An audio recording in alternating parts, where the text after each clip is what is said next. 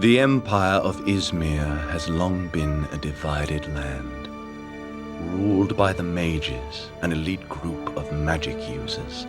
The lowly commoners, those without magic, are little more than slaves. Izmir's young empress, Savina, wishes equality and prosperity for all.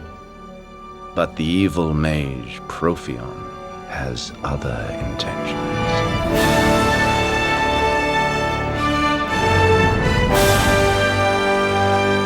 Welcome to Now Playing Podcast's Dungeons & Dragons Movie Retrospective Series.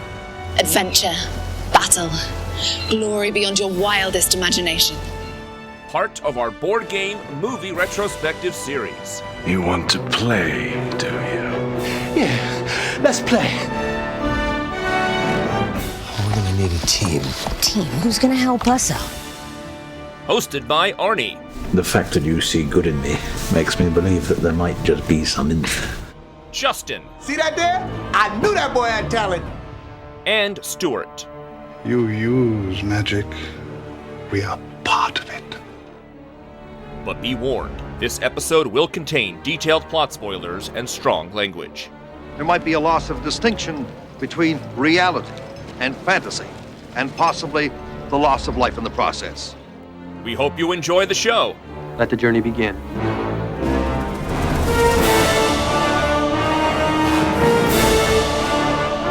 Today we're discussing Dungeons & Dragons, starring Justin Whalin, Marlon Wayans, Thora Birch, Zoe McClellan, Kristen Wilson, Lee Arnenberg, with Bruce Payne and Jeremy Irons. That's right, Bruce Payne gets a whiff. I don't know. Directed by Courtney Solomon. You use podcasting, but I am part of it. This is Arnie. And Stuart.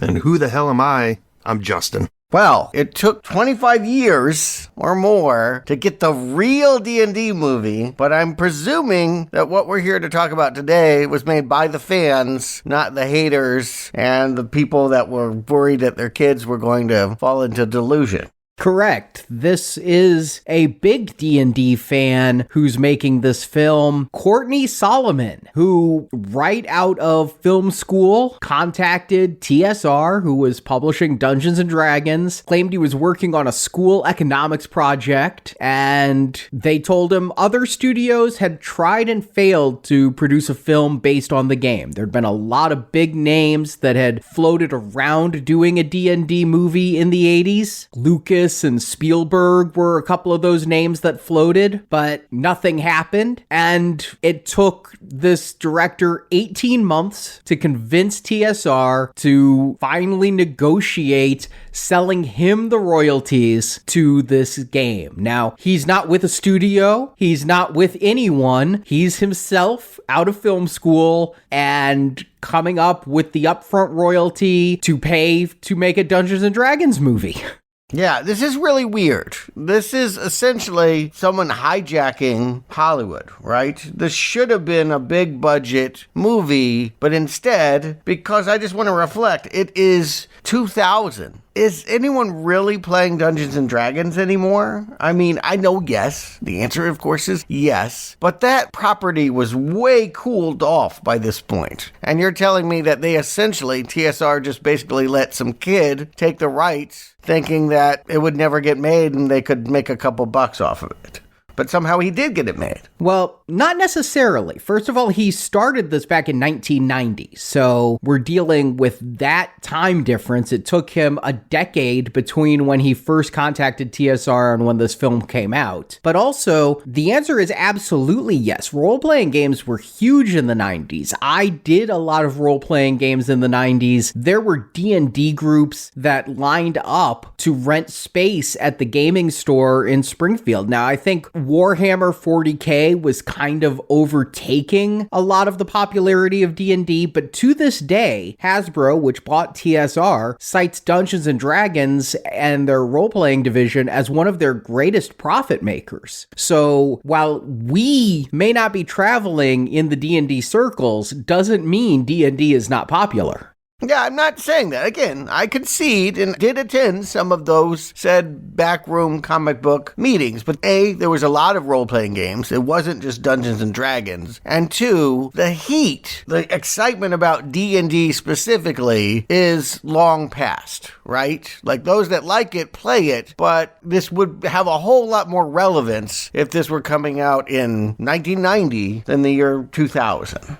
Yeah, I mean, it's not the cultural touchstone that it once was, right? But I do see it as an evergreen property. I mean, I don't think Dungeons and Dragons is ever going to fade away. But yeah, I get what you're saying, Stuart. It's not something being talked about at the dinner table over the nightly news anymore at this point. Which is probably why he could get the rights, right? Is why he could probably finagle the rights to something because all the big players had moved on. And so, again, 1990s, not a great decade for fantasy cinema. Not a lot going on. We're right before Peter Jackson and the whole revolution of bringing back Swords and Sandals pictures of the 2000s. I guess you could call this the kickoff, or you could call it the last crappy 90s effort until someone figured it out. Oh, you've got Xena Warrior Princess going on around this time, right? Yes, exactly. That's what this feels like. Yeah, I mean, the 90s were kind of dark for fantasy films. I think the biggest one I'm aware of is early 90s Beastmaster 2, but... Jesus Christ. Okay. Yeah, I like ferrets, but come on, man. Nobody was watching Beastmaster 2.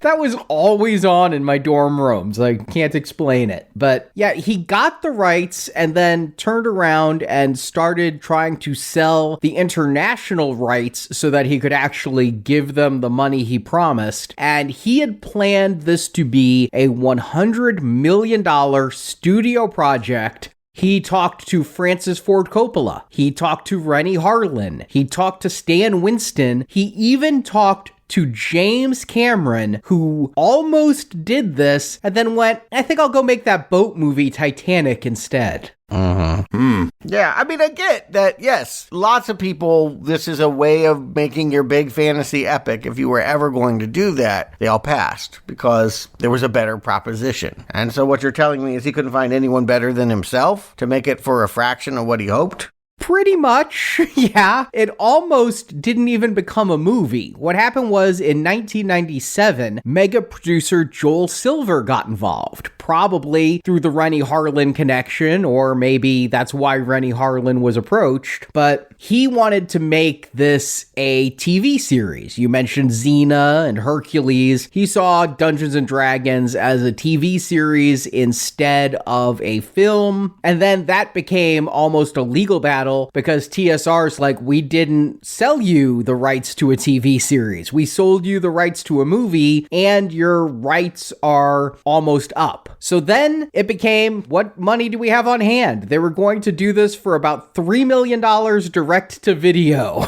Ooh. Yeah. And Solomon's like, well, everybody else passed. I went to film school. I'm going to direct this. And my good friend Justin Whalin is going to star. Justin Whalin had been planned to star in this for quite some time. He and Solomon were friends. Justin Whalin, who I know primarily from being Jimmy Olsen on the Lois and Clark ABC television series, the Superman one. This is your star? He had turned down other film roles because Solomon kept saying, you're going to be the lead in my D&D project. Yeah, he was also the kid in Child's Play 3. Yeah, I couldn't pick him out of a lineup, but he just has that face of mid-90s sitcom next-door neighbor friend. No movie for you. Yeah, I think after this, he rolled a snake eyes on his D&D dice and his career never recovered. Hard to imagine. Well, what ended up happening is Solomon did a test battle scene, and Joel Silver got so excited that he went out and got $30 million for this and turned it from a $3 million direct-to-video film, which TSR was planning on suing over, saying that's not a real movie, that's not what we agreed to a $35 million film that would go into theaters.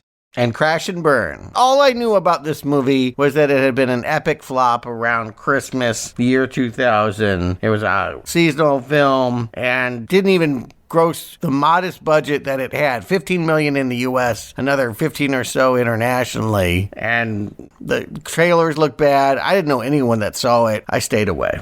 There couldn't have been much of a marketing budget because I don't remember seeing anything about this back then. Jeremy Irons was heavily. I knew this was coming out, and I certainly wasn't going to go see it in theaters, but with Justin Whalin as the lead, that was a draw for me. And then having Marlon Wayans as the second. At the same time of filming this, he was flying between Prague, where this was filmed, and New York City, where Requiem for a Dream was being filmed simultaneously. Could you imagine the whiplash tonally of between those two films? But because I'd seen Requiem for a Dream, I really liked Marlon Wayans coming out of that. Oh my. So I rented this when it was new on DVD back in the day. I didn't have much of a memory of it at all, though. I just remembered I had seen it, and those guys starred in it, but I couldn't have told you anything about the plot. I couldn't even give you an impression of what I thought about it. It has been 24 years. Well, last week you told us not so bad as how you pitched it. It was not as bad as its reputation would have you to believe. Yeah, I didn't retch at it. I didn't have such a strong negative reaction that it stayed with me. And yet that's what its reputation is that this is completely toxic. Yes. I'm not going to be challenging that reputation. I mean, it surprises me a little bit that this wasn't on my radar at all, because with somebody like Marlon Wayans, I mean, he was pretty decently sized. At least the Wayans brothers were, right? I was aware of I'm Gonna Get You, Sucker, and In Living Color, right? So, I mean, that was pretty big around this time, or maybe on the downside of it. I'm Gonna Get You, Sucker is always going to be a classic Wayans film that he cameoed in just because he was related to them. He was barely on In Living Color. It was like right at the end. He, at this point, was primarily known for having the spin-off like sitcom The Wayans Brothers that he did with Sean. Tim Burton cast him as Robin and then didn't get him into the movie. Yeah. Always a bridesmaid, it sounds like. Yeah, I guess. I ain't going to the wedding though. Yeah. But somehow Jeremy Irons got roped into this. Yeah. Look, Jeremy Irons would be the one thing you could pitch at me to make me go, okay, maybe. But he was featured heavily in the ads, and it looked bad for him. I think that he had talked about the fact that he had made a Lolita adaptation that kind of put a kibosh on his career, and he had been working for years. So I think, even though he is an Oscar-winning actor with a load of talent, he needed money, and that's why he's here. Well, he worked pretty consistently. I mean, he was in Man in the Iron Mask, but he ended up buying a castle. Hope it looks better than the one in this movie. You needed to put in a pool or a moat. I guess he was renovating this castle. It's a Ballydebob castle named Kilco or Kilso or something like that. He needed money. He was renovating a castle. He needed money. And so he agreed to do this for what? A week at most he was here? Yeah, I can't decide whether I want what he's on or what Thora Birch is on in this movie. Like, I either want to be zonked out of my mind or waving my hands around going, I love it! Yeah, Thora Birch did this coming right off of American Beauty. She said she just wanted something easy to do. She didn't want to be put through the emotional ringer again, so she just took this. Emotional ringer? I'm going to call her Thorazine Birch. I mean, are you alive? Yeah, she is really bad in this, and I expected better from her coming from that movie. Yeah, she's given good performances, and then she's given this. But you say the castle looks bad. A lot of this was shot on actual locations in Prague. There were very few sets and some blue screen stuff, but a lot of this is castles and rooms and things in Prague. Like Jeremy Irons' lair here with all the bones around, those are actual human bones of people who died during the plague. They called it the Bone Chapel in Prague. And they were the first film allowed to film in that. Yeah, it's the ossuary. I've been there. Okay. Yeah, I'm not talking about that per se. I'm talking about the heavily CGI work that goes into this movie. Almost imperceptible, if I do say so. Oh my, yeah, I mean, how did you tell? Yeah. Well, why don't you tell them the plot, and I'll tell you why I think Dungeons & Dragons belongs in the dungeon. There is strife in the kingdom of Izmir. The young Empress Savina, played by Thora Birch, I will now call her only that, wants equality for all in her kingdom. Jeremy Irons' bad guy Profian, which may be what Birch is on, that does sound like a psych drug. Yeah, it sounds like a party drug, doesn't it? Woo! Release me! I don't know, I just think like Profian can cause erectile dysfunction and incontinence and sleeplessness, and if you get a rash in your taint, see your doctor and immediately stop use of Profian. Anyway, Jeremy Irons' bad guy Profian is a mage who opposes Savina and wants to take from her the scepter that allows her to control gold dragons. The other mages are lining up behind Profian, and a war is going to start between the mages and the Empress. To try and tilt the scales in his favor, Profian sends his henchman Damodar, played by Bruce Payne, to try and find the red rod that gives the bearer control over red dragons. Damodar infiltrates the kingdom's library to get the map that reveals the location of the rod, but at that same moment, two thieves, Ridley, played by Justin Whalin, and Snails, played by Marlon Wayans, have snuck into the library to rob the mages. The thieves are caught by apprentice mage Marina, played by Zoe McClellan. Through more luck than skill, Marina and the thieves foil Damodar's plan, and the three escape with the map. The three decide they must get the rod before Damodar, so they convince dwarf Elwood, played by Lee Arnenberg, to join their quest. To get the rod, they need a magic key called the Eye of the Dragon, which is in the center of a maze ruled by Xylus, the leader of the thieves, played by Richard O'Brien. Ridley survives the maze and retrieves the eye, but they are betrayed by Xylus. Damodar comes and he gets the map and takes Marina hostage. Snails, Ridley, and Elwood are joined by Norda, an elf tracker who works for the Empress, played by Kristen Wilson. Norda helps the group find Damodar. They go and get the map back and free Marina, but Damodar beats Snails in combat and kills the thief. The rest of the group continue on and get the rod. Damodar then just takes it from them and gives it to Profian. War has broken out in the kingdom, with the Empress's gold dragons attacking the mages, but now Profian calls the red dragons to their aid and the Empress seems doomed. Ridley and the others come to the Empress's aid. Profian betrays Damodar, throwing him off the tower to his death. Then Ridley and Profian have a sword fight. Ridley is victorious and takes the red rod. The Empress then has a gold dragon eat Profian. And we end with Ridley, Elwood, Norda, and Marina at Snails' grave, but his grave marker disintegrates and Norda tells Ridley Snails awaits him as the foursome teleport away, and credits roll. All right, we heard a lot of colorful names in that plot summary. I'm not sure I heard a story. This is the problem with Dungeons & Dragons and fantasy films in general, is I often, again, feel like an ass reading all of this lore and everything. Oh, yeah. And this movie is made by D&D fans who want to adhere to D&D lore, with gold dragons being different than red dragons. In fact, they were so afraid of continuity guffaws, they created the Kingdom of Izmir so that they weren't using any lands from any of the mini campaign books or anything, and that it wouldn't conflict with other people's games. Right. Yes. The game campaigns would essentially be filled with, different kinds of characters, breaking into things, battling. But one thing that became clear to me really early on is they don't really have a story, right? You're just meant to go into a dungeon, battle things, get your questy thing on, and that's the end of it, right? Like characterization, that has to be added by filmmakers. Well, I would say the best role-playing game people bring characterization to their characters, and the best dungeon masters create the story. The dungeon masters, either using the role-playing guides or with their own imagination, write the stories to put the players through.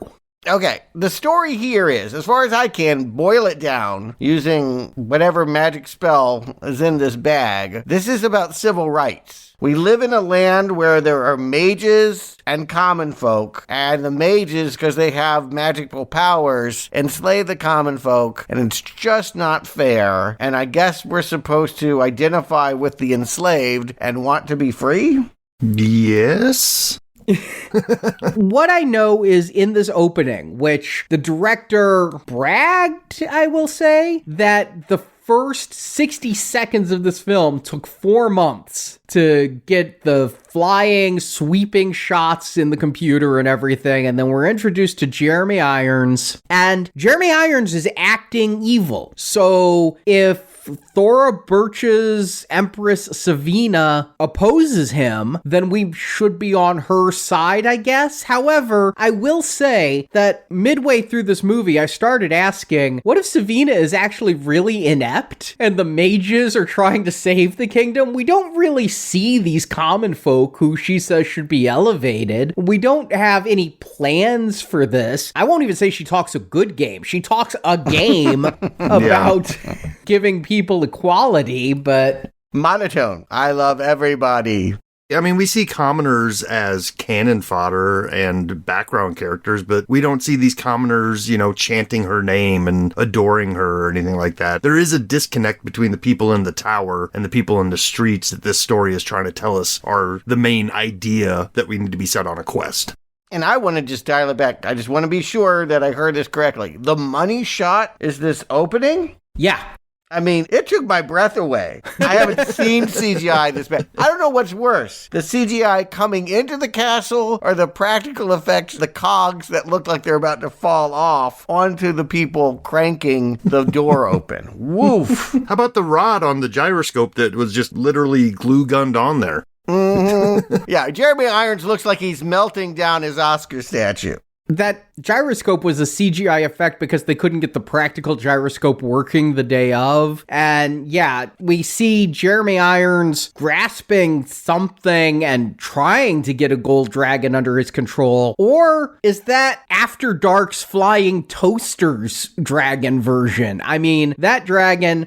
You know what? I'm not gonna harp on the effects because that's low-hanging fruit. Mm-hmm. The effects in this are shit. But when they drop the door on the dragon's head, the blood coming out of the dragon doesn't even necessarily match the plane of which the ground is flowing on. I mean...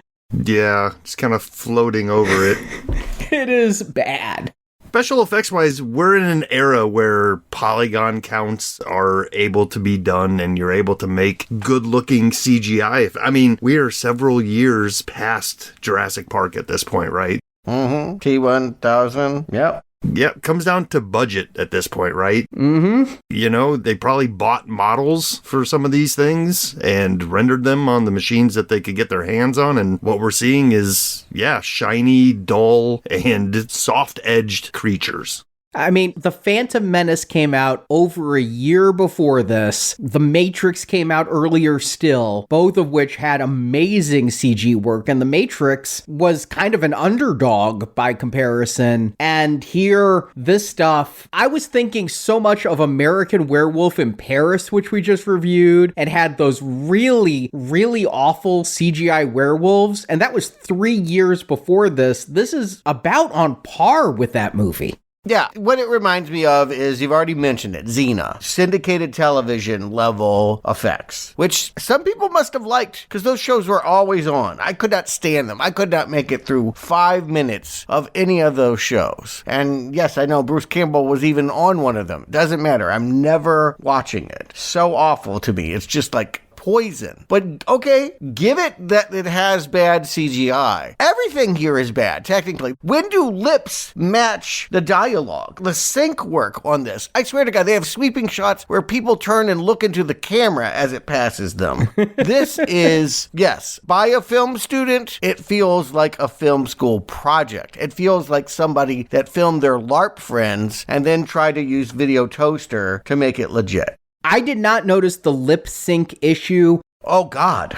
I watched this on the Blu-ray that came out. I noticed that it was a crap transfer. The digital noise was all over the place. I don't even blame the filmmakers for this. Whoever put that on a disc gave no fucks. But right. I didn't notice a lip sync issue. I think overall, now this is going to be a ballsy statement, but I think one of the best things about this movie is the camera work. I think that this is lit well. No. I think that there's good use of shadow in here. I think that the cinematographer, Douglas Milsom, brought more skill to this movie than hardly anybody else involved with it. That may be, but I'm not going to praise it. For the most part, his subjects are centered in the frame most of the time. You know, credit where credit's due. I mean, I just think there's a lot of practical locations going on here, and he's using them well. It's bringing a lot of production value that this movie doesn't have. Unfortunately, it's marred a lot of the time by these bad CG effects that just rob the places of any majesty. I could get lost in that bone chapel if there wasn't a big blue screen wall with a bad CGI dragon in it. This is what I mean. You're saying that they used real locations. It feels like no actor was ever on the same stage as another. There's so much blue screen on this. Always they're standing on rear projection. I don't think as much as you might think, because, I mean, they didn't have the money for all of it. Then they've done a masterful job of making real locations look like CGI shit. I mean, I will side with Arnie a bit on this. Like, it does feel like they're in a real place, especially early on when they're in whatever town Izmir is, you know. They're running through alleys, through cobblestone streets, and they're in a grand library of the mage, and there's even a shot of the Council of Mages that looks like they snuck into, like, Turkish Parliament to shoot there or something with the marble floors. That didn't look real to me. Yeah, when we see all those opera boxes and everything, that just feels like somebody made that on a computer. See, I'm liking the way this looks. The other thing I'm liking, the score of this. I think that this music is better than this movie deserves. Its main anthem of bum bum bum bum bum bum bum bum bum bum. I've had that in my head for days now. I've gotten the soundtrack for this. I really think that this is a great cinematic anthem for a shit film. I mean, I'll also give it the compliment of the costuming is done well as well. Oof. No. I swear to God, Domodor is like wearing like a curtain rod at some point. No, all of this looks like LARP to me. It looks like people that spend a lot of their money to make themselves look cool. It would be cool if like this was you and your friends out there doing a campaign, but this is supposed to be a Hollywood movie. And I would use the word shocking. I was not prepared for how bad it would look. And I don't think Jeremy Irons was prepared for how bad he would look in this opening. Now, he will disappear for most of the movie. I'm grateful that he does his bit here and goes away. But basically, he's here to set up the idea that he wants a power grab, and he sows doubt with the empress because she wants people and wizards to, be as one. He can get some of these council people to talk about taking away her scepter. He can't make a scepter that can control dragons, but he can have hers taken away in 3 days or something like that. Now, you said this is a Hollywood production. I want to argue against that. This is not a Hollywood production. When this was released, it was considered the most expensive indie film of all time. Okay. It was not made by New Line. It was bought by New Line for, again, this movie cost between $35 and $45 million to make. Mm-hmm. New Line got to pay them $5 million for domestic rights. They got this cheap. Yeah. And still lost money. Despite Joel Silver producing, this is an indie film, not a studio film. So take it for what you will with that. But yes, Jeremy Irons looks real. His dragon does not. And there's an argument over a scepter that he wants to get from the Empress, Savina, who, from what I can tell, is like locked away from her people anyway. It's going to be a while before we get her. She's not down among the people. She's not mingling with the mages. I don't know what she does, but she does not seem accessible. Again, I'm kind of team mage here. Yeah, she seems to spend most of her time walking around a church at the top of a huge tower talking to one of her mages. Yeah, well, there's not many mages to hang with. Again, this cast is paltry. When we get quote-unquote crowd scenes, there's never more than like 10 people in the shot. But we also get to meet our thieves down on the ground, Snails and Ridley. Yeah, they're marveling at the river that's on fire right in front of them. Like you said, Arnie, some good light work, I mean, I know they're not looking at actual fire, but they're getting some shadows on their faces that makes me believe that they are standing above it. They are the commoners that are supposedly going to be equal, but what I'm hearing is that they have a hatred for mages, and that's why they target breaking into the magic school. They want to specifically hurt magic users because they think they're better than them. This is some kind of sharks versus jets. And I'm going to say from the get-go, Justin Whalin and Marlon Wayans have good chemistry with each other here. They are fun to watch on screen. Okay, let's dial into that real quick and real fast. If you were going to make a Dungeons & Dragons movie, would you cast Eddie Murphy? Yes, Eddie Murphy is bank. I would cast Eddie Murphy in Shakespeare if Eddie Murphy would agree to do it. You would? Okay. I feel like that really is inappropriate for a vibe that I would think that they would go for. I feel like Marlon Wayans sticks out so badly in this movie. The flirting, all his Eddie Murphy-isms are so wrong for the vibe. It's a killer. I would think that in such a hard sell as a Dungeons & Dragons movie, to appeal to those who aren't in those back rooms of the game stores playing the game, you want accessibility. You want relatability. I think Marlon Wayans and Justin Whalin bring that. Oof. Okay. Yeah, I mean, in our modern sensibilities, right, we're looking at this and bringing Game of Thrones with us, right? We're looking for great dramatic acting, and any jokiness is not necessarily written for the modern sensibilities, but it took me a few minutes to get into it, but I'm kind of with Arnie here. Like, I'm kind of looking at this as more of like a Mel Brooks History of the World type of thing, where it's a costume drama with some modern day funniness going on. Okay. You think it's a comedy? To some degree. Yeah, I do. I think it's an action comedy film, and Marlon Wayans is the one bringing the funny. Yes, he's been tasked with that anyway. I don't like this stuff. I think it should be out of the picture. They're terrible leads, in my opinion. And again, I can't get over the fact that when they're talking, their mouths aren't matching their words. I'm literally wondering if you had an audio sync issue on your playback, because I didn't have that. Okay, maybe. I saw it on the Roku channel, so blame Roku.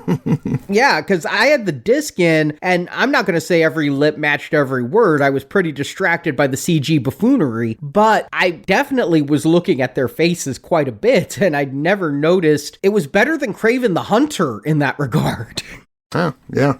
Okay. But I like these two as thieves. I think they're fun main characters to pick the thief class, to make the mages, kind of the rich snobs, and then have the thieves be the heroes of the film, the underdogs. I think it's a good idea. I think Solomon had his mind in the right place and where his place was, and it becomes deathly obvious a little later, is he viewed this as Star Wars. Mm-hmm. Yes. I mean, come on. In a really brainstorm idea, let me just remake Star Wars and Indiana Jones and any other Lucas property that I can think of for scene after painful scene.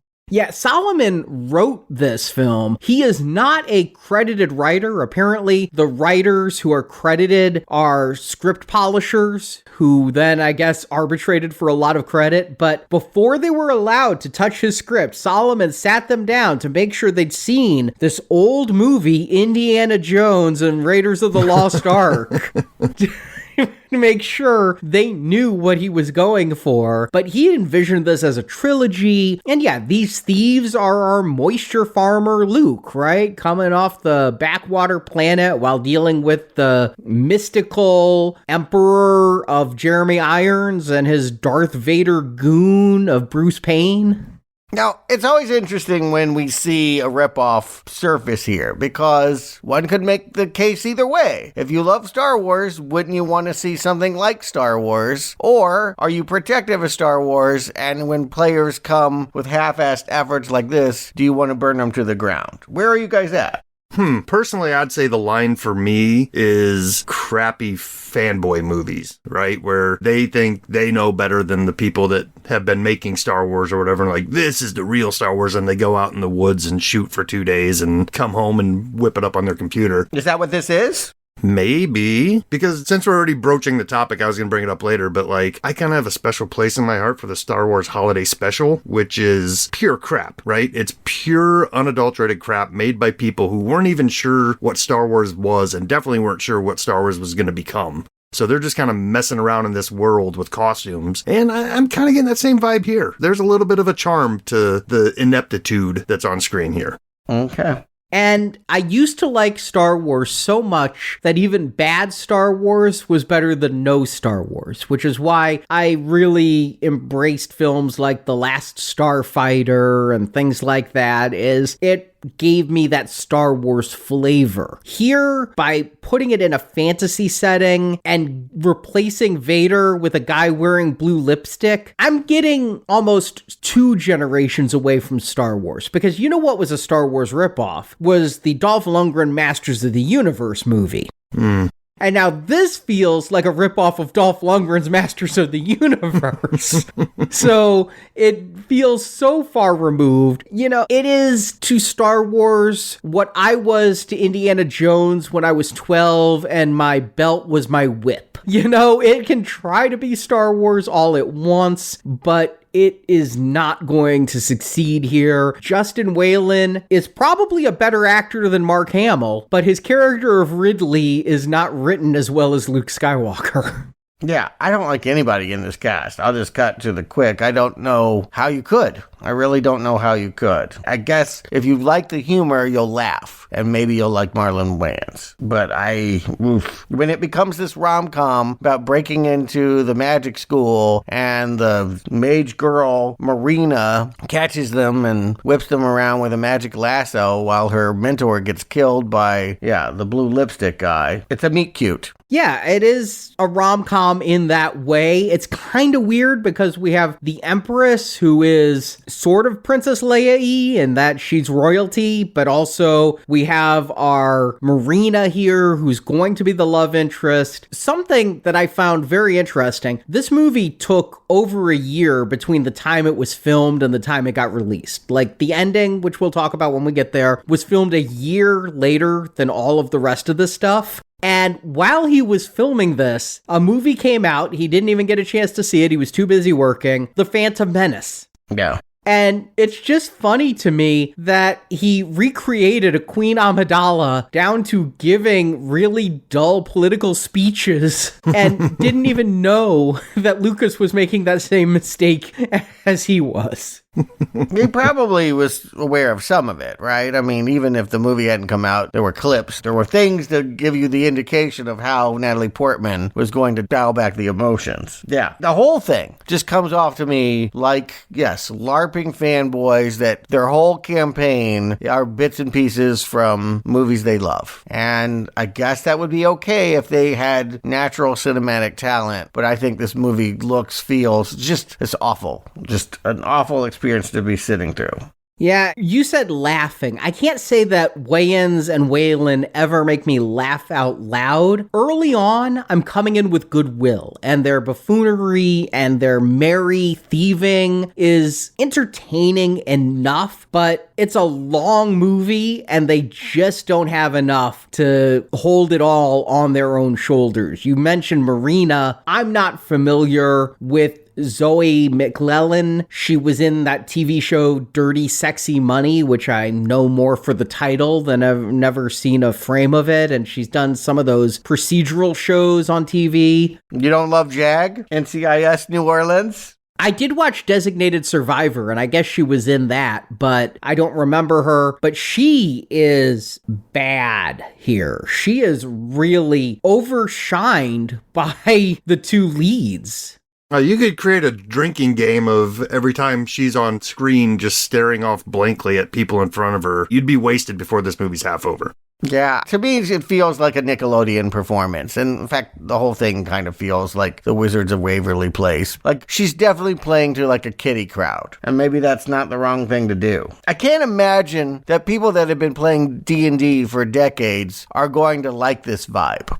Obviously, either they all did, and it's much smaller than I give it credit for, or none of them did, and it's much bigger than you gave it credit for. But yes, we've got Damodar here, who, he's a big guy, but he's just not imposing. He's not that bright. He is no Darth Vader. And Marina is trying to stop the thieves. She lassos them, and we get some, I guess, Two Stooges kind of humor here, as they have to run together while being dragged in this magic lasso. And finally, yeah, there's a brief fight, and Marina teleports them out. And we go to the cantina. A cantina scene.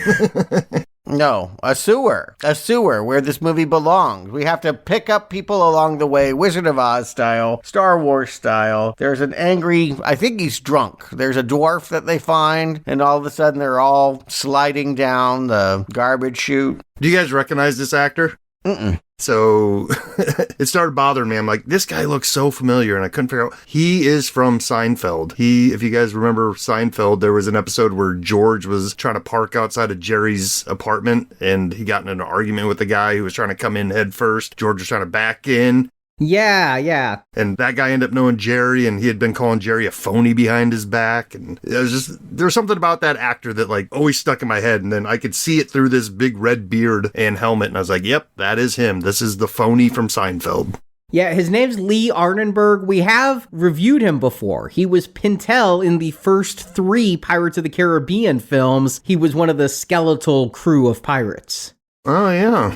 Okay, I'll take your word for it. I've never seen an episode of Seinfeld. My bad, I suppose. But he is definitely playing it broadly, comedically. Again, I wonder if this is the right tone. You guys are telling me it is. It's right to go for this broad shtick. But I'd be really mad if I played dwarves and this was the representation on screen. They were going to hire a tall little person. They didn't want to go Lollipop Guild, but they didn't want a normal height person. They got Lee Arnenberg, who's 5'8". I don't think that's at all little person range, as it's taller than me by a few inches. But he convinced them that he may be a little taller than they wanted, but he can act so much better than anybody else that they were looking at to get the role. So we get a tall dwarf eating a lot of chicken at the Mos Eisley Cantina with dancing girls and all kinds of creatures in one place.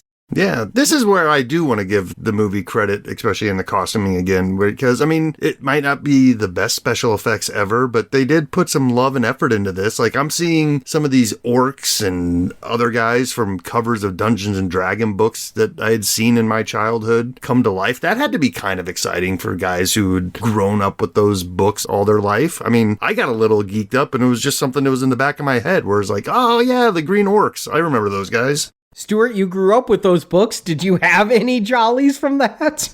They didn't ring a bell. I didn't recognize the artwork in this production. And I think I've been pretty clear across the board. I'm finding all of this just unpleasant. But yeah, fan filmish and gross and underfunded and without much of its cinematic quality being impressive. Yeah, it's at this scene where the Star Wars slapped me in the face and I was trying to figure out character motivations. I think we're just supposed to believe that Ridley is smitten with Marina, and that's why a thief promises to help a wannabe mage to follow this map. Yeah. But they hate each other, too, because he's against mages, and so I think there's supposed to be some kind of screwball comedy in, that they're bickering as they do it. It's not like he's swept off his feet. Yeah, I mean, this just seems like a trope out of every 90s sitcom, right? Every character's shipped together, started off hating each other. The Ross and Rachel type of thing. Mm-hmm. But yeah, that seems to be his motivation, right? He's got googly eyes for Marina, and the dwarf just happens to be there because food's involved, right? I can't tell you why anything's really happening. I really honestly can't. At some point I hear somebody say, ever hear of Honor Among Thieves? And I'm like, yes, and I wish I was watching that D&D movie, but we'll get there in a couple weeks. I'll warn you, it has humor. I've seen it. I like it. Oh, okay. It has humor that's done well, that's funny with actually talented actors. Okay, I just thought you didn't want any humor in your D&D, and that movie has a lot of similar humor to this movie, I think. If you think Snails chatting up an elf at the bar is like hilarious, I don't know what to say other than it just feels like watered down Eddie Murphy to me, scene after scene. Yeah, I don't like this crew. Again, I don't know that I can say a compliment. I'm trying really hard to think about something that I didn't hate here. Nope, didn't happen. Okay, well, I will grouse a little bit about the plotting because they have the map, but now they need the Eye of the Dragon, which is in the center of a maze. It's just complication after complication and not written in a interesting way. It's written in an obligatory, we need to drag this movie out and give them side quests is how it feels. It's video game pacing for all the wrong reasons. Right, but it continuously is moving, right? Like, I feel like we do not linger very long on any one scene. It's quick from one scene to another. Shambling, stumbling, yeah. We're following a purple, three-eyed guy to go meet Riff Raff, who's going to send them in something that doesn't look like it would be that challenging. American Gladiator Jr., perhaps, to ride these pendulums and break the spinning blades. You know what? I'll agree with you, Justin. The one thing I never was during this movie was bored. I may not like this movie, but I'm not checking my watch either. And you say it looks like American Gladiator. Come on, this is 100% like write Steven Spielberg an apology letter and a check, because this maze, let's see, a swinging axe comes out when you put your hand in light. Raiders. A wall closes in on you. Temple of Doom. Oh, we have to step on just the right stones. Last Crusade. Oh no, a door is coming down from the top. Just have to dive while it closes. Raiders. And then he gets to the orb. They put the camera in the exact same location, and the framing is identical to Harrison Ford in Raiders when he gets to the idol, to the point that I literally thought that when Justin Whalin picked up the orb, a big ball would roll down at him. Yeah, I thought for sure he was going to drop a bag of sand on there to try to counterweight it, just like Indy did. Yeah, again, we all saw those movies. It's not hard to spot all of this, which again makes me think, what does the director think he's doing? Does he think we don't know? I think he wasn't prepared for the renaissance Star Wars and Indiana Jones would have around the turn of the millennium. And he thought, those are 20-year-old movies. I can just ape them and I'll be as beloved as them to a generation that won't watch old movies. Old movies? They weren't that old. And they were never out of public thought either. I mean, it's not, how did this guy get through film school and not understand the importance of Lucas and Spielberg on film in general? Yeah, these are some of the most popular movies ever made. Yes, they're within 20 years of their manufacturing. Like, everyone knows. Everyone that's going to see a movie like this knows exactly what you're doing. How embarrassing that you think you're creating a new experience. How ballsy. Yeah, it gets really, really bad later on when there's a lightsaber fight in this, but we'll get there. Oh, yeah. I mean, yeah, the next scene, Domodor comes and it's all about, I need the scroll, and it gets kicked around like the beginning of Temple of Doom. I could do it all day. Yes. And Willie, I'm sorry, what's her name? Marina? Yeah. Yeah, ends up getting grabbed and it's, you get the girl, Marlon Wayans get the scroll. And briefly, we get more Jeremy Irons because Damodar has some bad CGI Star Trek II earwig put in him that's turning his head more and more red and putting veins on his head because he lost the map the first time. So now Damodar has his own ticking clock as these things are going to kill him if he doesn't get the rod back to Jeremy Irons in time. I didn't think they were going to kill him. I thought they were making him loyal, that he couldn't disobey. No, I thought they were killing him because he keeps turning red and gets those veins on his head. They definitely hurt, but the ticking clock was either get me the rod back or those things will stay in you forever. If you bring it back, I'll take them out, was his incentive. Yeah. After he kidnaps Marina and throws her in a dungeon, she's just like, why are you betraying our empress? And his answer is, I have no choice.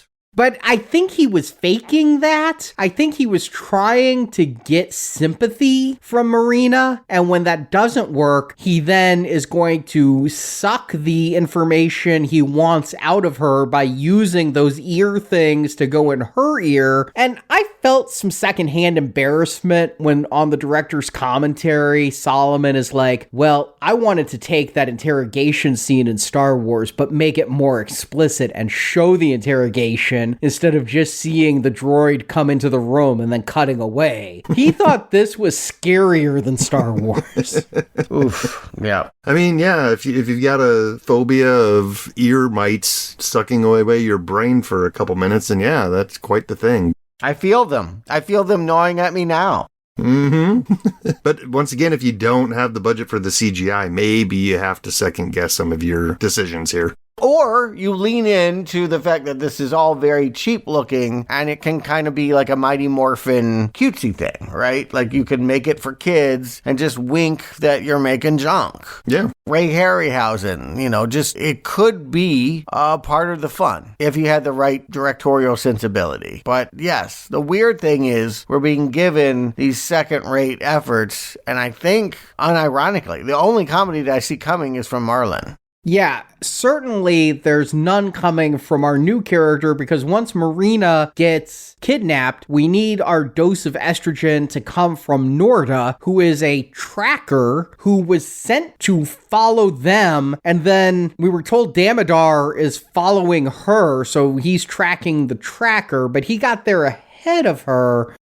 But now she's going to capture Whalin and Wayans, and Norda, this Kristen Wilson, is also really, really bad at acting. I don't know if this is what she thinks elves act like, or if this is just what she thinks acting is. No, she thinks she's a cop. That's what she's doing. She's being a cop here. But after she captures him, she walks off, and I'm like, oh no, she's going to call it into the station, isn't she? And she does. She gets a little magic mirror spell and calls the Empress and has a little magic conversation via the ether or however they're talking. And I'm like, she is literally just copping this entire gig here. She thinks she's a sheriff in this fantasy world. Yeah, she's definitely the straight man. And I think that, again, it's so that Marlon can play off her and be like, I'll take an aging potion. I'll grow up and be what you need because he's 23 and she's like 234. Yeah, I thought they would have, first of all, more chemistry. They have no chemistry. Marlon Wayans is trying, but she's not having any of it. So I don't know whether I'm supposed to think his game is bad. It is. Or if that she's actually just playing it cool, but might be into him a little bit. I can't tell, but they're not going to have a whole lot of time together because Norda's going to realize she's on their side. They're going to go and try to rescue Marina. And then the one moment of, oh my God, that is cool, hit me. It didn't last. But when they go to the castle and there's beholders all around, that was the one creature I very specifically remember seeing a drawing of in one of your books, Stuart. And it was so cool looking, it imprinted on me at a young age. So even though I've never seen one since I was 7, I was like that Leonardo DiCaprio meme. I was pointing at the screen like, beholders, beholders. And then I went, oh shit, they look like ass. Yeah. Yeah, I mean, that's kind of the experience I had when they were at the bar. I mean, seeing some of those characters brought back memories from being a child and not even being into Dungeons and Dragons at the time, but it was something that was tattooed in my brain. And this scene also, I think, leads to one of the cooler special effects. And to me, to my knowledge, it might be original. It doesn't seem to be something ripped off unless I'm unaware of it. But inside of Damodor's room, he has a quicksand carpet that looked pretty darn convincing. I thought that was kind of a neat effect. Yeah, I remember that being used in the campaign once. Again, I feel like all of this is stuff that you can expect to see in modules. This is studied. Unlike last week, where we had someone that never would have rolled an 8-sided dice, this is someone that, again, is spending so much time thinking about what was in the modules and is letting Lucasfilm fill in the rest.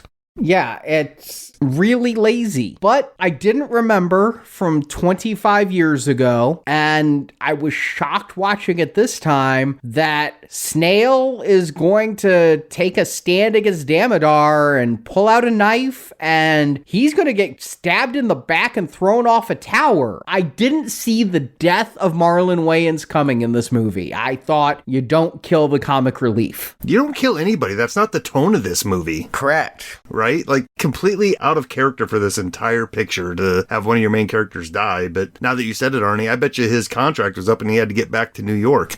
I don't know. Then there's also just the cliche about the black guy always dies first, right? I mean, he's expendable because we have two thieves and we'd rather follow the white boy than the black guy. And so, yes, Marlon Wayans is out of it. Yeah, I agree. Tonally, what are you doing here? Like, and they spin around him and just linger on his corpse. Now, of course, they're going to undo this, but I also just think, yeah, this was cruel. If this was supposed to be an Obi-Wan moment, miscalculation. Yeah, I was definitely thinking Obi-Wan because of Phantom Menace. I was kind of thinking Qui-Gon, how Obi-Wan and Qui-Gon started the mission together and Qui-Gon got killed. But I'm sorry, this guy wearing blue lipstick is no Darth Maul. And also, it's at this point where I start to question, do I even know the rules of this realm and this movie universe? Like, is he dead? Like, is there a spell that they can just quickly cast and bring him back right away? Or what? I don't know. Like, is this supposed to be a heavy moment? Well, the movie doesn't tell me. Ridley's hurt. We saw for a moment that the sword was driven into his shoulder. And I did have one geek out moment, just because I have not seen Tom Baker since he stopped playing the Fourth Doctor. But he took the scarf off and became the elf that heals this main character when he's taken to a tree full of candles, or I should say a bat painting. Yeah, I knew he was in this just because I'd looked at the cast list and I recognized his name. I was surprised. I didn't know how he was so young during Doctor Who. He seemed so old to me when I was 9. He's still alive. I figured he was long dead, but he's alive as of this recording. But he is unrecognizable to me, though. I just realized this had to be him because the other guy was Riff Raff from Rocky Horror, so this guy had to be Tom Baker. No, I recognized him instantly. Again, I adored his years specifically of the Doctor Who. I didn't watch any of the later stuff, really, or any of the earlier stuff. He is my Doctor Who, so I'm going to recognize him in this. He's pretty good. Probably the best actor here when he does this mumbo jumbo and brings back this guy that I don't care whether he lives or dies. And we can now finally have the characters kiss, because I guess that's what's important. Well, where are we now, guys? We're in the Ewok village. We're up in the trees with the same sound effects from Endor playing in the background. Yeah. And they had a sex scene that they filmed but cut in this where they decided that was the wrong beat to play for this. They can play romance but can't have these two naked in bed together. That would be weird. But again, tonally, this movie is, this scene goes on forever. They're giving speeches about how she's now convinced that the Empress is right because she's fallen in love with a human being. None of this is earned, right? I mean, none of this happened over the course of their adventure. Yeah, I wish the characters had better motivation other than, you kind of just go along with what the Dungeon Master tells you when you're one of the players. Yeah. You go on the campaign the Dungeon Master has laid out for you. One time I was a total dick in a role-playing game, and I just was like, you want us all to go straight, I'm going left. And really fucked up the game. But here, these characters are doing what they're doing because it's what they're told to do. Yep, somebody rolled an 11 and now they're in love. Ugh.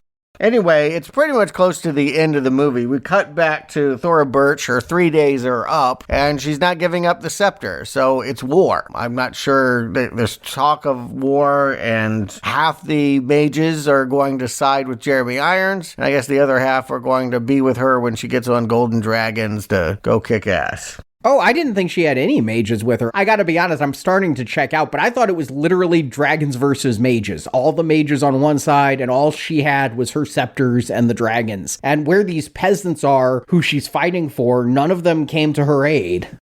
Some people disappear, like in this scene where she's talking to the council, some people leave with her. Now, no, they're not on the dragons, but that's just because the animators can't fix that. My sense is that it's a split kingdom. Sure. And so, yes, Ridley, he gets a sword from two Phantom of the Opera fans that are just some two random people just standing in a forest that say, here, have a sword. And then he goes and walks through a cave and nobody else can follow him because there are force fields that pop up. And he eventually is confronted with some skeleton who says, here, have a scepter, but know that it will turn you evil. Right, yeah. This scene almost reminded me of Return to Oz. There was a room in that movie where people who guessed wrong turned into a piece of furniture or something, or an object in this treasure room, but it felt very similar to that. I'm thinking Chuck E. Cheese myself. And I was thinking The Last Crusade, because this treasure room reminded me of all the opulent cups that Indiana Jones has to pick from to figure out which cup was his, and the way that Ridley starts to steal the gold, but then puts it back and says, sorry, Snails, like he's besmirching Snails' memory by not thieving it. But that reminded me of like Indiana Jones's character evolution, how he was starting off for fortune and glory and ends up trying to get stuff for a museum. Right. Or even Goonies, right? Like Mikey knew that you couldn't take certain things out of the room. But anyway, a pretty decent practical effect here, right? A talking skeleton who seems like it's going to be a challenge of some sort. He's going to have to fight him. But the skeleton just says a few words and he's like, all right, here, you have the rod. Yeah, he's like, anyone who wields the power of the rod will suffer a horrible fate, for its evil cannot be undone unless the spell is broken. How do I break the spell? That you must discover. Nobody discovers it. Well, he breaks the scepter, but we'll get there as we're getting to this climax. Jeremy Irons is at first shitting himself because the sky is full of gold dragons and Thora Birch is wearing chainmail and looking like she's winning. But then Domodor grabs the scepter from Ridley, brings it to him, and now he can command red dragons. I can't tell the difference between the two dragons. It's just, I guess one is a slightly lighter shade, but they're not able to do this, guys. They can't pull this off.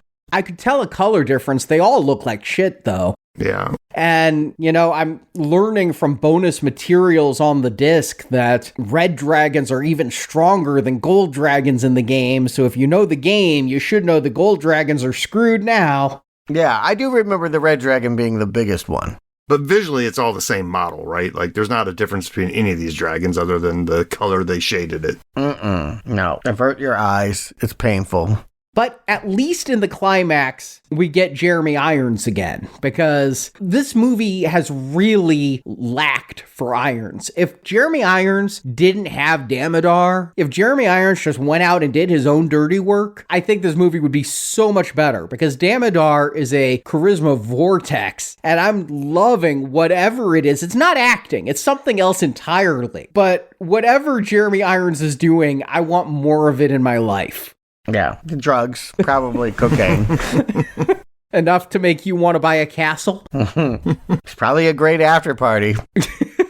And yeah, when Ridley comes out with the rod, Damodar is there and has captured everybody, and Ridley's going to give him the rod for his friend's freedom. Of course, Damodar doesn't free them once he gets the rod, and then the captives free themselves. Like, the elf is just able to overpower his captors. Nora pulls two knives and stabs her own captors. Why didn't they do that before giving up the rod if they could defeat their captors so easily? Because it wasn't in the script yet. We need it to be a bigger moment. Well, the big moment is that Ridley goes through the portal after Damodar so that he's at the top of the tower with the mages during this fight. And we're going to get a sword fight between Ridley and Damodar, or should I say between Luke and Vader, because when their swords connect, yellow lightning flashes, Ridley's sword glows blue, Damodar's sword glows red. I mean, it couldn't be more, well, really more Masters of the Universe.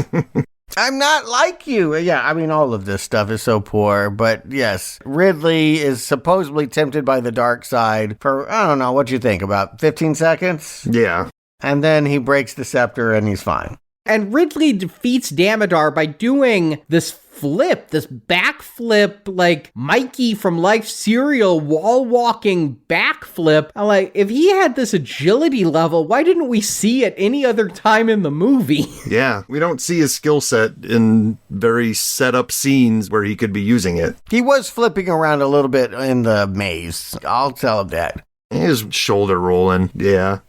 Yeah, that felt different to me. This felt like some real gymnastic stuff. And then because Damodar loses and our heroes won't kill anyone, the way Luke didn't kill Vader at the end of Return of the Jedi, then Profian is going to stab Damodar and throw him off the tower, just like Damodar did to Snails. Isn't that poetic justice? And again, I'm getting Masters of the Universe because now Profian has a big scepter, the way Skeletor had a scepter and He-Man had a sword, and Jeremy Irons completely disarms Ridley very easily. Yeah, and aren't you all waiting for the revelation that Profian is his father? Like, I thought for sure that was coming.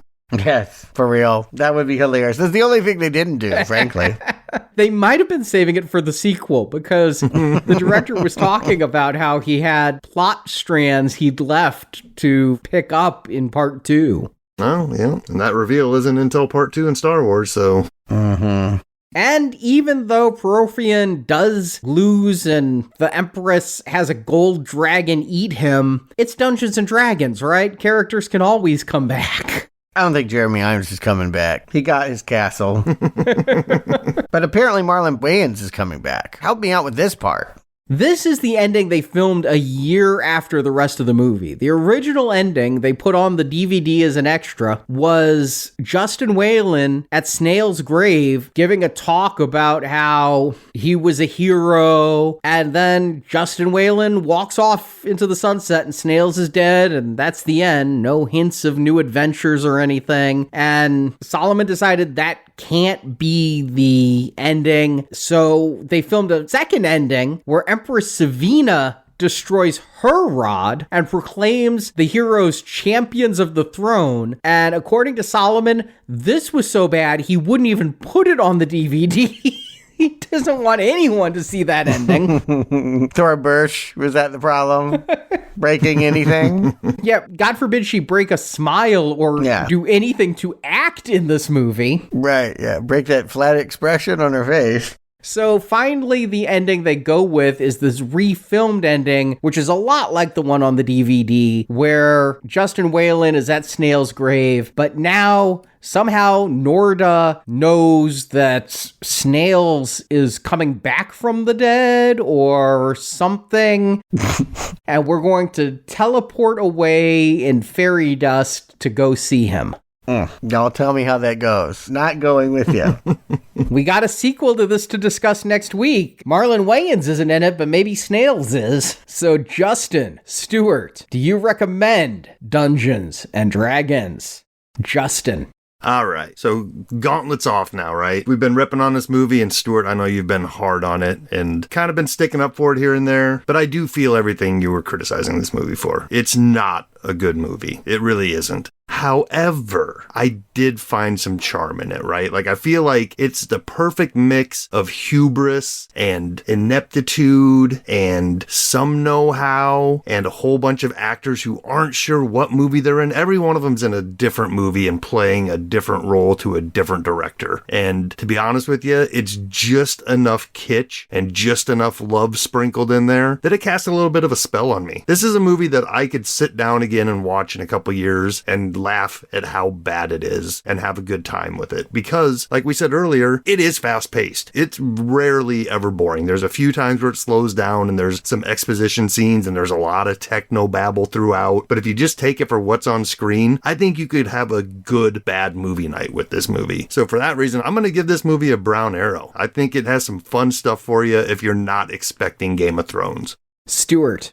Only Jeremy Irons, I would say. I think Jeremy Irons is there for the bad arrowness, and I was shocked to learn that he was not up for a Razzie for this. I guess it was the same year as Battlefield Earth, who could compete. But yeah, this movie was overlooked as a bad movie, and I think Jeremy Irons did his best to try to sell that point. But please cast a protection spell to prevent entertainment like this from passing before my eyes. Like, I thought we were done with Uwe Boll, and now we have new Uwe Boll. Courtney Solomon, I wouldn't want to hang and do a D&D campaign with him. I wouldn't trust him for a night at the comic book shop and some lead figures. No, this is a Lucasfilm fanboy exercise that has very little to do with Dungeons and Dragons besides, I guess, badly trying to evoke the things that you might know from manuals. You don't want to see it this way. You really don't. The only person that needs to see this movie is Tom Hanks, because he might actually wake from his delusion that he had last week of wanting to live in a fantasy world. This will cure you of that right quick. I want nothing more to do with this Dungeons and Dragons world. Yeah, this movie is a crit fail. Dungeon Master Courtney Solomon may have rolled high in persuasion to land these film rights, but his storytelling and directing skills did not level up enough to run a campaign of this magnitude. That said, I think he assembled a solid party. Lead Sean Whalins and Marlon Wayans have high charisma. Their chemistry makes them easy to root for. And Jeremy Irons, level 20 in scene chewing. They play their roles in amusing ways, but even the best adventurers can't carry a broken campaign. And the best loot in this dungeon is Justin Kane Burnett's score. His rousing, epic soundtrack is worthy of a better film, one that actually earns its Star Wars or Indiana Jones ambitions. And I still will stand by cinematographer Douglas Milsom deserves some credit for making this low-budget quest look grander than it should, aided by striking prog locations and really well-done lighting. But here's where the Griffin crashes. Solomon's ambitions were dragon-sized, but with his budget slashed from $100 million to $30 million, he needed to adjust the script accordingly. Instead, we get these abysmal special effects, a weak villain swap where Bruce Paynes is our on-screen baddie because they can't afford irons, and supporting actors delivering lines with the enthusiasm of a fatigued bard. Even Thora Birch, fresh off American Beauty, is as wooden as a mimic in disguise. And worse still, this script is the film's crux of doom. It's ironic that Solomon wanted to be George Lucas so badly that he anticipated and repeated Phantom Menace's worst mistakes.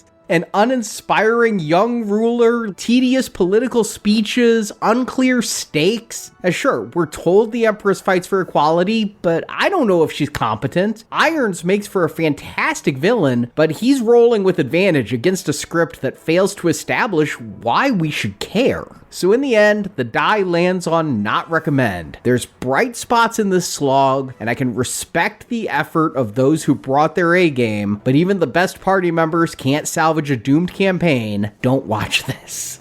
Yeah. You know what? It should have been called out maybe at the top. Fantasy is not my thing. I don't know if it's your guys' thing. I've never heard you guys really go apeshit for fantasy films. But, you know, anything we've covered, with the exception of In the Name of the King, has been better in this genre than this, right? And it's so sad to know that, like, 1 year later, Peter Jackson coming out there, this thing just gets wiped away. Why would you even make a sequel? Why would you want to remind people that this existed after Lord of the Rings? Yeah, the gauntlet definitely gets thrown down, and there's really no reason to pick back up in this world.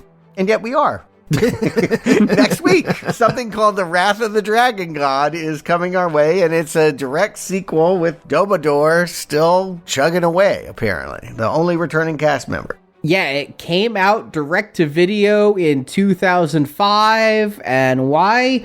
Sci-Fi Channel. But doesn't Sci-Fi Channel just look at what's hot in theaters and make that? Like, you know, Jurassic Park is working, so they do, like, Dino Croc or whatever that shit is. Crustaceous Park.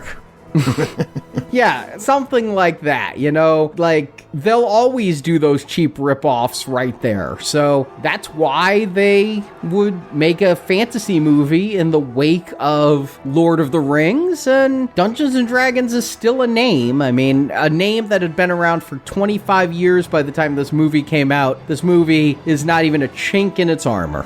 You know what? Going to Sci-Fi Channel might be a step up from what I just sat through. I'm cautiously optimistic that it will be a better kind of bad. Well, we gotta roll those dice. Yeah, we'll do that next week. In the meantime, this Friday, we are going back to the back half of our Hacker movie retrospective series we've already reviewed. Available right now if you donate at gold level. War Games, Sneakers, The Net, and Hackers. And this Friday, we're doing the first Hacker film we're covering from the 21st century, Antitrust. Yeah, Tim Robbins is Bill Gates, and he's going to take over the world unless Ryan Phillippe stops him on a Mac or something. I don't really know what happens, but I remember it is crazy. I watched it. I remember it being like evil Bill Gates, or should I just say Bill Gates on screen. We will be covering that Friday. If you donate, find out all the details at nowplayingpodcast.com/donate. And every penny you donate helps keep this show going, and we thank you for it. And Justin, Stuart, thank you for role-playing with me. Now it's time to pick up the pieces and go home.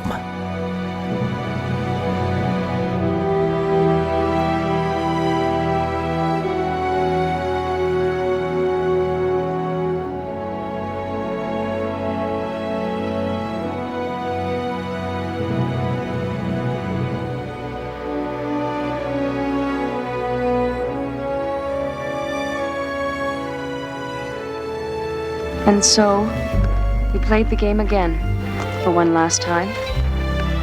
It didn't matter that there were no maps, or dice, or no monsters. Pardew saw the monsters. We did not. We saw nothing but the death of hope, and the loss of our friend. And so we played the game until the sun began to set, and all the monsters were dead.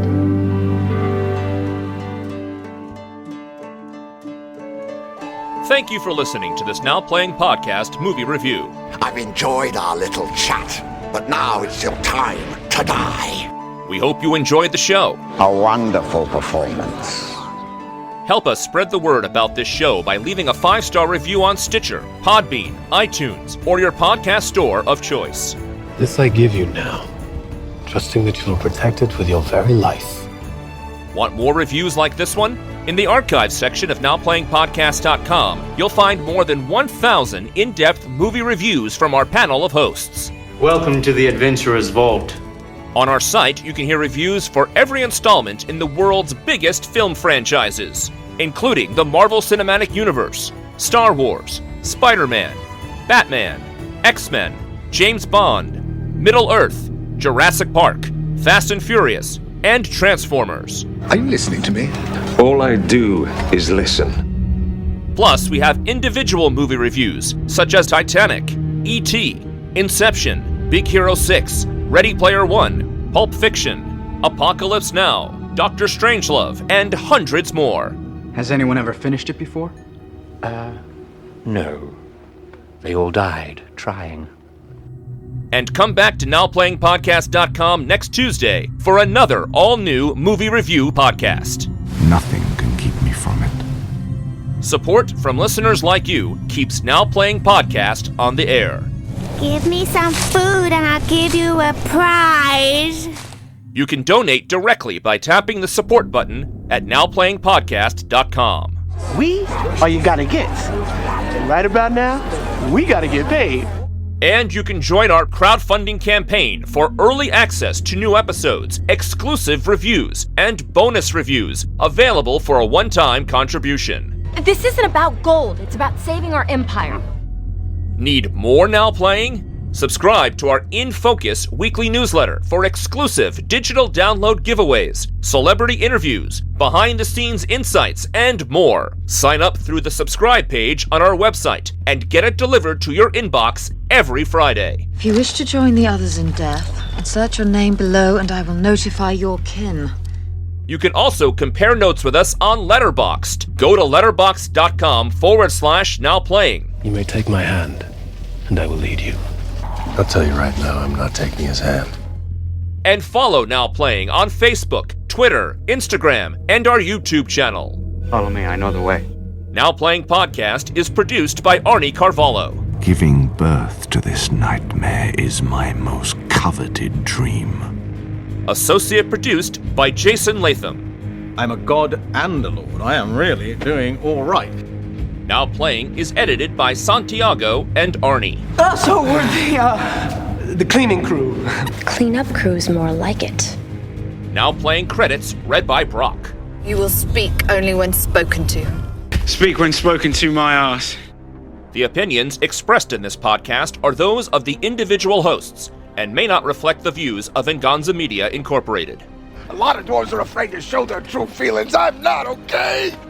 Venganza Media Incorporated is not affiliated with, and this podcast has not been prepared, approved, or licensed by any entity that created the film analyzed herein. You may have forsworn your oath, but your oath hasn't forsworn you. Just because that sentence is symmetrical doesn't make it not nonsense. All movie clips and music included in this podcast are the intellectual property of their respective copyright holders. They are included here for the purpose of review, and no infringement is intended. Yeah, well, have you ever heard of honor amongst thieves? We might live outside the law, but we respect each other. Now Playing Podcast is an exclusive trademark of and may not be used without the express written permission of Venganza Media Incorporated. The dark will never triumph, as long as the light inside me prevails. Now Playing is a Venganza Media production, copyright 2025, and no part of this show may be reproduced, repurposed, or redistributed without the written permission of Venganza Media Incorporated. All rights reserved. The most frightening monsters are the ones that exist in our minds.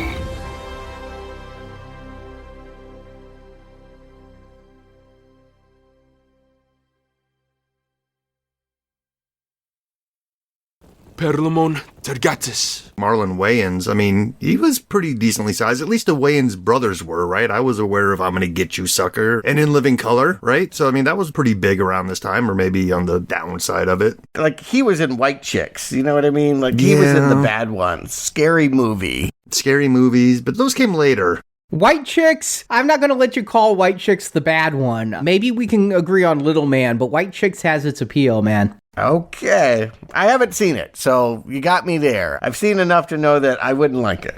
Perlamon Tergatis. And so, yes, Marlon Brando is out of it, and... Marlon Brando? Marlon Wayans. Boy, he would be a great inclusion to this. He could have been a beholder.